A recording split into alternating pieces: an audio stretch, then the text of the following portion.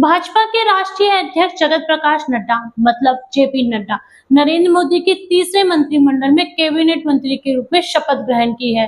राष्ट्रीय अध्यक्ष जेपी नड्डा को मोदी कैबिनेट में स्वास्थ्य एवं परिवार कल्याण मंत्रालय के साथ साथ रसायन और उर्वरक मंत्रालय की जिम्मेदारी भी सौंपी गई है। पार्टी अध्यक्ष के तौर पर जेपी नड्डा का कार्यकाल समाप्त होने वाला है। ऐसे में जेपी नड्डा के बाद अब भारतीय जनता पार्टी का नया राष्ट्रीय अध्यक्ष कौन होगा, इसे लेकर अब राजनीतिक गलियारों में सुगबुगाहट शुरू हो गई है। पार्टी अध्यक्ष बनने की रेस में बीजेपी के कई कद्दावर नेता शामिल हैं, लेकिन इस रेस में कई बड़े नामों को लेकर चर्चा चल रही है, जिसमें बीजेपी महासचिव सुनील बंसल, विनोद तावड़े और महाराष्ट्र के उप मुख्यमंत्री देवेंद्र फडणवीस का नाम भी शामिल है।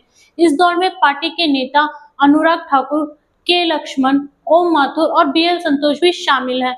गौरतलब है कि बीजेपी राष्ट्रीय अध्यक्ष के तौर पर जेपी नड्डा का कार्यकाल पिछले साल दिसंबर में ही समाप्त हो गया था, लेकिन लोकसभा चुनाव के मद्देनजर उनके कार्यकाल को 6 महीने का विस्तार दिया गया। ऐसे में चुनाव खत्म हो चुके हैं और एक बार फिर एनडीए ने गठबंधन में केंद्र में सरकार बनाई है। जेपी नड्डा को केंद्रीय मंत्री पद की शपथ लेता देखा गया। किसी को कोई हैरानी नहीं हुई थी, क्योंकि मोदी सरकार 2.0 में बीजेपी अध्यक्ष के तौर पर अमित शाह का कार्यकाल खत्म होने के बाद उन्हें गृह मंत्रालय सौंपा गया था। इस बीच बीजेपी राष्ट्रीय अध्यक्ष के पद को लेकर अब चर्चा तेज हो गई है। भाजपा में पार्टी अध्यक्ष के पद के लिए धर्मेंद्र प्रधान और शिवराज सिंह चौहान के नाम पर भी चर्चा हो रही थी, लेकिन इन दोनों को नई नरेंद्र मोदी के 3.0 कैबिनेट में शामिल होने के बाद अब वो रेस से बाहर हो गए हैं। धर्मेंद्र प्रधान और शिवराज सिंह चौहान के रेस से बाहर होने के बाद अब बीजेपी के टॉप पद की दौड़ में कई और नाम शामिल हो गए हैं। आपको बता दें कि जेपी नड्डा और अमित शाह से पहले लाल कृष्ण आडवाणी, मुरली मनोहर जोशी, नितिन गडकरी भाजपा के राष्ट्रीय अध्यक्ष रह चुके हैं। नायब पार्टी अध्यक्ष की रेस में सबसे आगे बीजेपी के महासचिव विनोद तावड़े का नाम है, जो महाराष्ट्र सरकार के पूर्व मंत्री और बीएल संतोष के बाद भाजपा के सबसे प्रभावशाली महासचिवों में से एक बन गए हैं।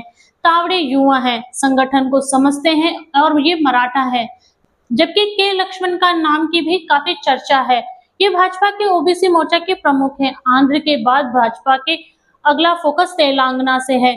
लक्ष्मण ने बीजेपी प्रदेश अध्यक्ष के रूप में भी पार्टी का नेतृत्व किया है। उनमें शांत रहने और आक्रामक होने का सही संतुलन है। वहीं तीसरा नाम सुनील बंसल का है। सुनील बंसल वर्तमान में बीजेपी के राष्ट्रीय महासचिव हैं, जिन्हें पीएम मोदी और अमित शाह के नेतृत्व में उत्तर प्रदेश में बीजेपी की सफलता के आर्किटेक्ट के रूप में देखा जाता है। सुनील बंसल 2014 में अमित शाह के साथ यूपी के शहर प्रभारी और 2017 में विधानसभा चुनाव और 2019 के लोकसभा चुनाव के लिए राज्य के मुख्य प्रभारी थे। आरएसएस के पूर्व प्रचारक रहे बंसल राजस्थान से आते हैं और उन्हें अमित शाह का करीबी भी माना जाता है।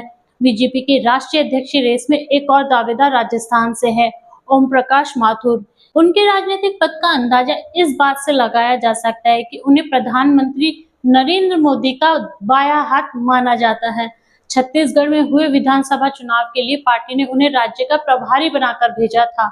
उस चुनाव में बीजेपी ने बहुमत के साथ सरकार बनाई थी। 2017 के उत्तर प्रदेश विधानसभा चुनाव में ओम माथुर ने सुनील बंसल के साथ मिलकर बीजेपी की जीत की पक्की तैयारी लिखी थी। ऐसे में कहा जाता है कि जब नरेंद्र मोदी गुजरात के मुख्यमंत्री थे, तब से ही ओम माथुर के संगठन के तौर पर काम करने के तरीकों के कायल रहे हैं।